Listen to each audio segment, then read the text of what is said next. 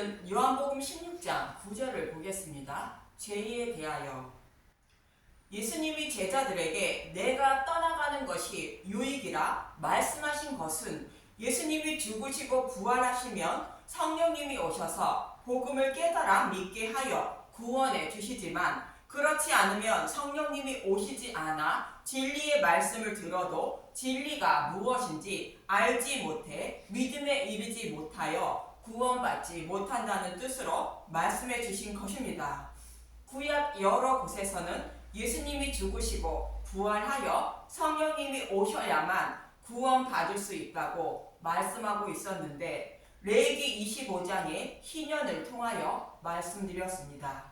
희년은 오순절을 말하는 것으로 성령님이 오셔야 사탄의 노예로 살아가는 저와 여러분이 아무 조건 없이 복음을 깨달아 믿어 가족인 하나님 아버지가 계신 하나님 나라로 갈 수 있다고 모형으로 말씀하고 있는 것입니다. 이 말씀의 모형으로 바벨론 포로에 끌려간 이스라엘 백성을 예수님을 상징하는 고레스가 바벨론을 멸망시키고 포로에서 해방시켜 이스라엘로 돌아가게 하는 말씀을 통하여 예수님이 십자가를 통하여 영적 바벨론을 무너뜨리시고 영적 바벨론 포로에 있는 이스라엘 백성을 본향인 하나님 나라로 인도하실 것임을 모형으로 말씀하고 있는 것입니다. 이처럼 성령님이 오시면 죄에 대하여, 의에 대하여, 심판에 대하여 잘 가르쳐 주어 믿음에 이르게 하시고 구원해 주신다는데 오늘은 그 첫 번째 시간으로 본문 9절의 말씀인 죄에 대하여 알아보도록 하겠습니다. 요한복음 16장 9절 죄에 대하려 함은 그들이 나를 믿지 아니하며 예수님을 믿지 않는 것이 죄라고 성령님이 자세히 가르쳐 주신다고 말합니다.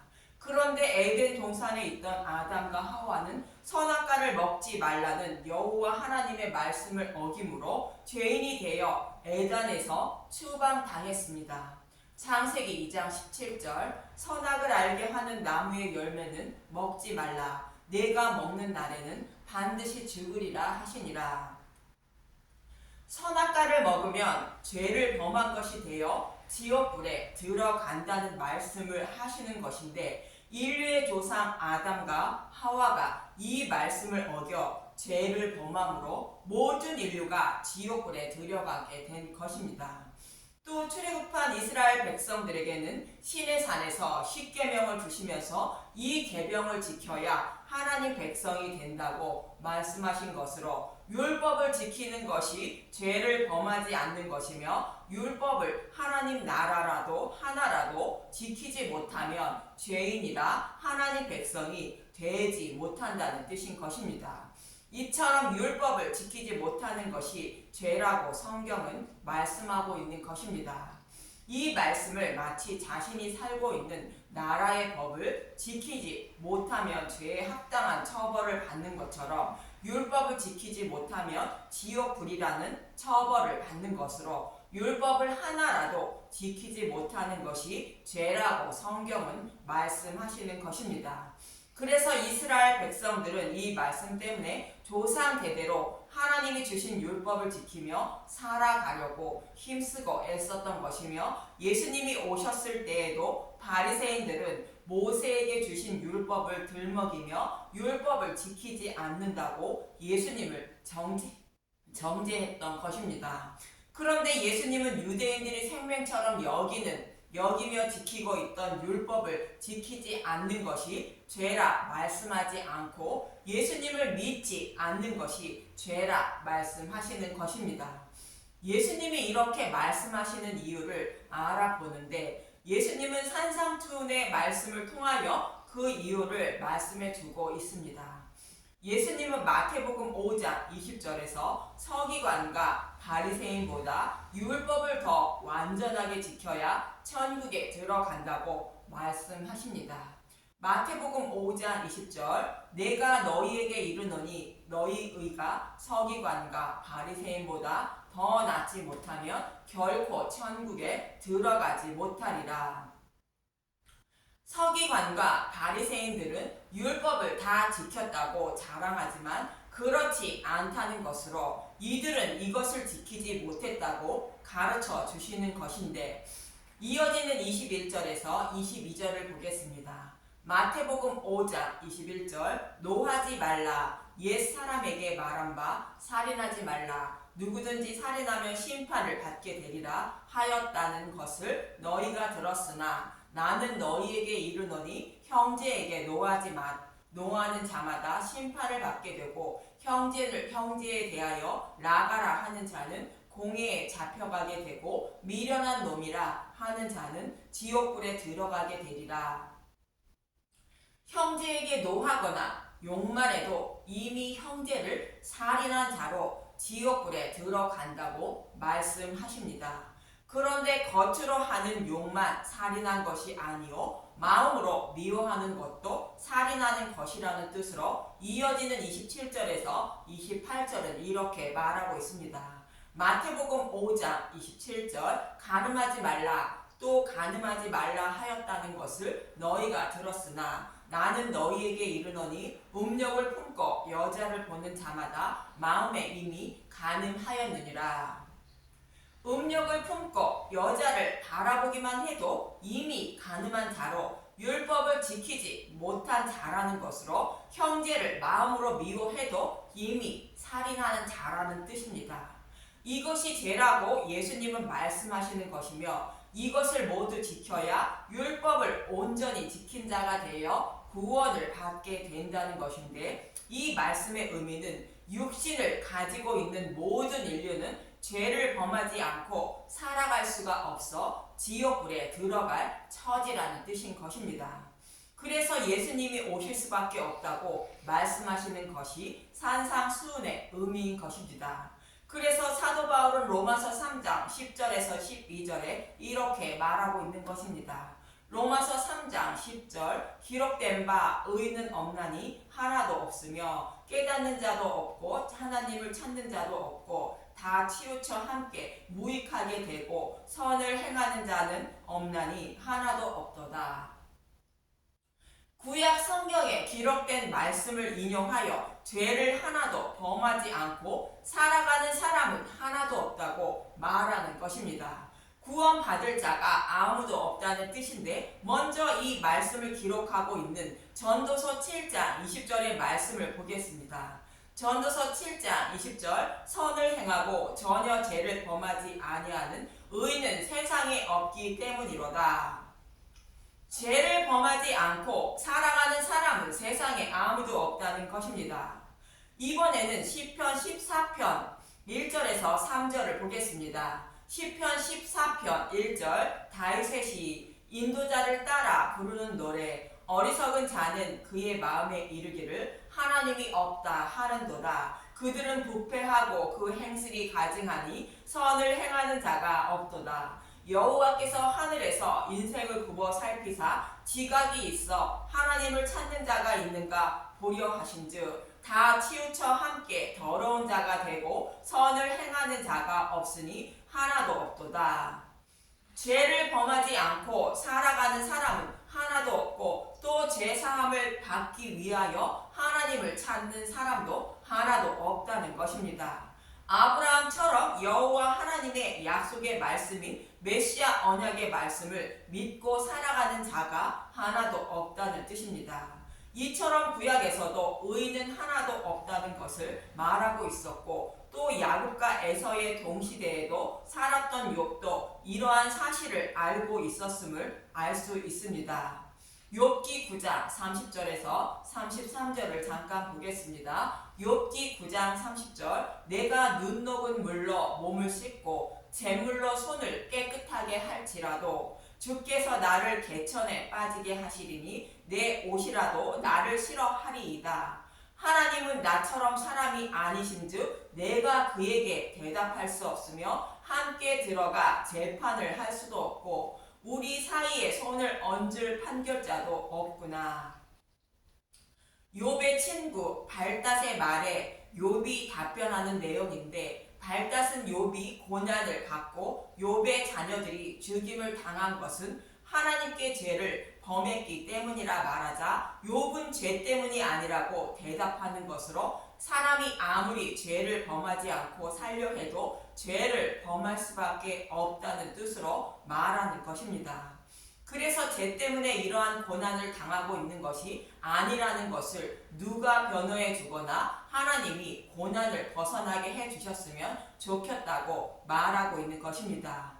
유업은 중보자인 예수님이 자신을 중보해 주심으로 죄를 씻음받아 의롭게 됨을 알고 있는 자며 욥이 죄를 범해서 이러한 고난을 받고 있는 것이 아님을 누가 알려주었으면 좋겠다고 말하고 있는 것입니다. 그래서 욥은 늘 번제를 드렸다고 욥기 1장 5절은 말하고 있습니다. 욥기 1장 5절 그들이 차례대로 잔치를 끝내면 욥이 그들을 불러다가 성결하게 하되 아침에 일어나서 그들의 명수대로 번제를 드렸으니 이는 욥이 말하기를 혹시 내 아들들이 죄를 범하여 마음으로 하나님을 욕되게 하였을까 함이라. 욥의 행위가 항상 이러하였더라. 욥은 죄를 범하지 않고 살아갈 사람은 아무도 없다는 것을 이미 알고 예수님이 번제물 되심으로 자신들의 죄를 깨끗이 씻음받아 의롭게 됨을 알고 늘 번제를 드렸다고 말하는 것입니다. 이처럼 욥도 죄를 범하지 않고 살아갈 수 없고 오직 예수님이 십자가에서 번제물이 되셔야 자신이 정결하게 됨을 알고 있는 것으로 욥은 믿음의 용사였던 것입니다. 그래서 욥처럼 죄인임을 깨닫고 그리스도께 나아가 의롭다 여김을 받게 하려고 하나님은 이스라엘 백성에게 율법을 주셨다고 사도 바울은 말하고 있는 것입니다. 먼저 로마서 3장 20절을 보겠습니다. 죄인임을 깨닫게 하려고 율법을 주셨다고 말합니다. 로마서 3장 20절 그러므로 율법의 행위로 그의 앞에 의롭다 하심을 얻을 육체가 없나니 율법으로는 죄를 깨달음이니라. 무엇이 죄인지 알라고 율법을 주셨다는 뜻인데 만약 율법이 없으면 죄를 죄로 여기지 않고 살다가 영원히 꺼지지 않는 지옥불에 들어간다는 것입니다. 그래서 율법을 주셨다는 뜻인데 로마서 5장 13절에서 14절을 보겠습니다. 로마서 5장 13절 죄가 율법 있기 전에도 세상에 있었으나 율법이 없었을 때에는 죄를 죄로 여기지 아니하였느니라. 그러나 아담으로부터 모세까지 아담의 범죄와 같은 죄를 짓지 아니한 자들까지도 사망이 왕노릇하였나니 아담은 오실 자의 모형이라. 사람들은 무엇이 하나님 앞에 죄인지를 모르기 때문에 아담부터 십계명을 받기 전인 모세까지 죄를 범해도 죄를 죄로 여기지 않고 살았다는 것이며 아담과 같은 죄를 범하지 않았는데도 지옥불에 들어갈 수밖에 없다는 것입니다. 그래서 아담은 오실 자의 모형이라는 것으로 아담이 죄를 범하여 그의 후손인 모든 인류가 죄인이 되어 지옥불에 들어갈 처지에 놓였지만 예수님의 의로운 행위로 말미암아 그를 믿는 모든 사람이 의롭다 하심을 얻게 되었다는 것입니다. 이처럼 율법이 없으면 하나님 앞에 죄를 범해도 죄로 여기지 않고 살아가므로 무엇이 죄인지를 깨닫게 하려고 율법을 주셨다는 것이며 율법으로 죄인임을 깨달아 그리스도께 나아가 의롭다 여김을 받게 하려고 율법을 주셨다는 것입니다. 갈라디아서 3장 24절을 보겠습니다. 이같이 율법이 우리를 그리스도께로 인도하는 초등교사가 되어 우리로 하여금 믿음으로 말미암아 의롭다 함을 얻게 하려 함이라. 율법으로 죄인임을 깨달으면 그 죄를 사함받을 수 있는 그리스도께 나아가는 것이며 그로 인하여 믿음으로 말미암아 의롭다 여김을 받게 하려고 율법을 주셨다는 것입니다. 무엇이 죄인지도 모르며 자신이 걸어가는 길이 지옥불로 향하는 길인지도 모르고 살아가는 저와 여러분을 사랑하사 십자가를 믿는 믿음으로 구원하시려고 하나님은 율법을 주셨다는 것입니다. 그리고 때가 참에 예수님을 보내주셨다고 갈라디아서 4장은 말하고 있습니다. 1절부터 6절을 보겠습니다. 갈라디아서 4장 1절 내가 또 말하노니 율법을 이을 자가 모든 것의 주인이나 어렸을 동안에는 종과 다름이 없어서 율법을 이을 자는 창세전에 택함을 받아 하나님 백성이 될 자인 저와 여러분을 말하고 있습니다. 믿음에 이르기 전에는 다른 복음을 따르는 자와 동일하다는 것입니다. 그래서 아버지는 아들을 믿음에 이르게 하려고 율법이라는 가정교사에게 교육을 맡긴다는 것인데, 이어지는 2절에서 3절을 보겠습니다. 갈라디아서 4장 2절, 그 아버지가 정한 때까지 후견인과 청지기 아래에 있나니 이와 같이 우리도 어렸을 때 이 세상의 초등학문 아래에 있어서 종노릇하였더니. 예수님이 오시기 전에는 이스라엘 백성들이 율법이라는 가정교사에게 교육을 받고 있었다는 뜻입니다. 모든 하나님 백성은 믿음에 이르기 전에 율법이라는 가정교사에게 가르침을 받고 있다는 뜻인 것입니다. 그러다가 때가 되면 그리스도께 인도하게 되는데, 이는 마치 광야 40년 동안 이스라엘 백성이 모세라는 가정교사에게 가르침을 받다가 여호수아에게 인도되어 약속의 땅을 기업으로 받은 것처럼 그리스도께 나아가 믿음의 백성이 되어 아버지의 유업을 받는 자가 된다는 것입니다. 그래서 때가 참에 예수님을 보내주셨다고 말하는데, 모세에게 속해 있던 이스라엘 백성을 여호수아에게 인도하는 모습과 같은 의미입니다. 이어지는 4절에서 6절을 보겠습니다. 갈라디아서 4장 4절, 때가 참에 하나님이 그 아들을 보내사 여자에게 나게 하시고 율법 아래에 나게 하신 것은 율법 아래에 있는 자들을 속량하시고 우리로 아들의 명분을 얻게 하려 하심이라. 너희가 아들이므로 하나님이 그 아들의 영을 우리 마음 가운데 보내사 아빠 아버지라 부르게 하셨느니라. 너희가 아들이라는 것은 창세전에 택함을 받은 자라는 뜻입니다. 그로 인하여 성령을 보내주셔서 복음을 깨달아 믿게 하여 주라 입으로 시인하는 믿음의 용사가 되게 하셨다는 뜻인 것입니다. 이처럼 하나님이 율법을 주신 것은 무엇이 죄이며 자신이 걸어가고 있는 것이 지옥불임을 모르고 살아가는 자들을 사랑하사 구원하시려고 주신 것이 율법이며, 이 율법을 지키지 못하는 것이 죄이지만 율법을 온전히 지킬 사람은 아무도 없다고 성경은 말하고 있습니다. 그래서 이 죄에서 벗어날 수 있는 길은 여호와 하나님이 창세기 3장 15절에서 약속하신 말씀대로 여자의 후손으로 오신 예수님이 십자가를 통하여 우리의 모든 죄를 대속해 주신 예수님을 믿는 것이 율법을 온전히 지키는 자가 되는 것입니다. 그래서 죄에 대하려 함은 율법을 지키지 못하는 것을 죄라 하지 않고 예수님을 믿지 않는 것이 죄라는 것을 가르쳐 주신다는 것입니다. 그래서 그럼 로마서 8장 1절에서 4절을 보고 마치겠습니다. 로마서 8장 1절, 생명의 성령의 법, 그러므로 이제 그리스도 예수 안에 있는 자에게는 결코 정죄함이 없나니.